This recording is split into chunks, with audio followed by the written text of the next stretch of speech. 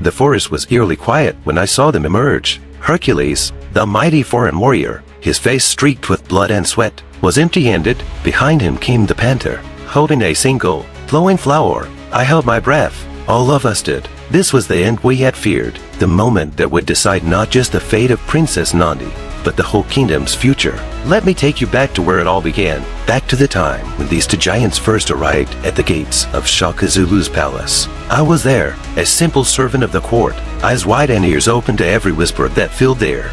They came to the palace on the same day.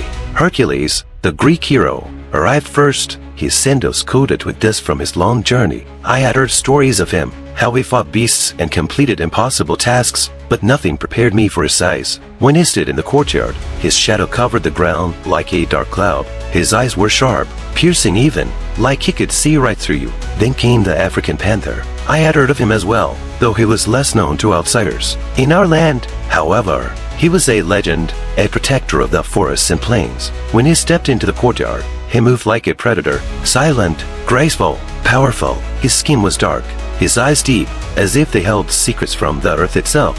Around his neck hung a necklace made of lion's teeth, proof of his bravery. He said nothing when he arrived, only nodded toward the palace as if he knew this was his place.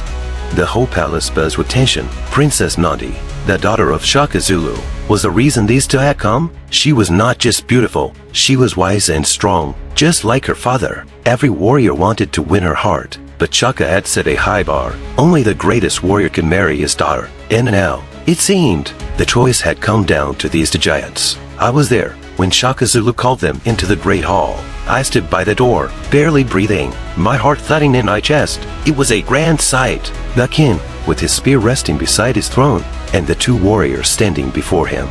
"You have come to win the heart of my daughter," Shaka said, his voice booming through the hall. "But this will not be easy. To prove your worth, you must pass 3 tests. Only then will I know if you are fit to stand by Nandi's side." Hercules nodded. His eyes were fierce, filled with determination. "I will face any challenge," he declared. The Panther said nothing, only gave a slight bow to the king. His silence was his strength, and it spoke louder than words. Shaka raised his hand, and the room fell silent. "The first test," he announced, "will be a race. You will run across the plains and back to show us your speed and stamina." The race was set for the next morning. The palace was alive with whispers that night. Some believed Hercules would win, for his strength was unmatched. Others thought the Panther had the advantage, being one with the land.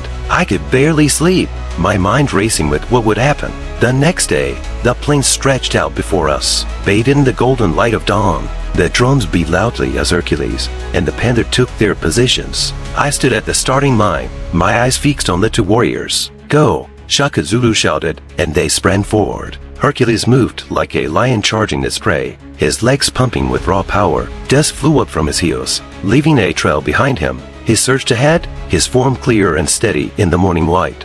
But the Panther, he was different. He moved like the wind itself, quiet and swift. His feet barely seemed to touch the ground as he darted forward, his body a blur of motion. The crowd gasped as they watched, some already whispering that he was faster than even the swiftest cheetah. As they reached the halfway mark, Hercules was in the lead.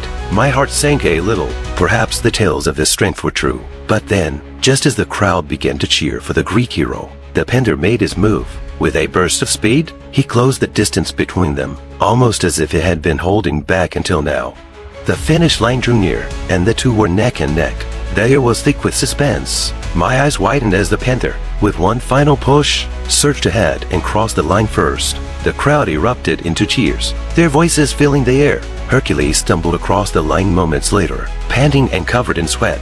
Shaka-Zulu rose from his seat, his eyes gleaming with pride. "The Panther wins the first test," he declared, "but the challenge is far from over." Hercules clenched his jaw but said nothing. I could see the fire in his eyes. He was not one to back down. The Panther, on the other hand, remained calm. He stood tall, his breathing even, as if he had not just run a race across the plains. The second test came 2 days later. In the heart of the palace, a massive boulder lay on the ground, its surface worn smooth by time. It was a stone that none in the kingdom had ever moved, let alone lifted. "This is a test of strength," Shaka-Zulu announced, his voice echoing through the courtyard. "To marry my daughter, You must show us that you possess the might of the greatest warriors." Hercules stepped forward first. The crowd hushed as he approached the stone. He crouched down, his hands gripping the edges of the boulder. With a deep breath, he strained against it, his muscles bulging and veins standing out on his neck. Slowly, the stone began to rise. The crowd gasped as he lifted it off the ground and, with a mighty roar, hoisted it above his head.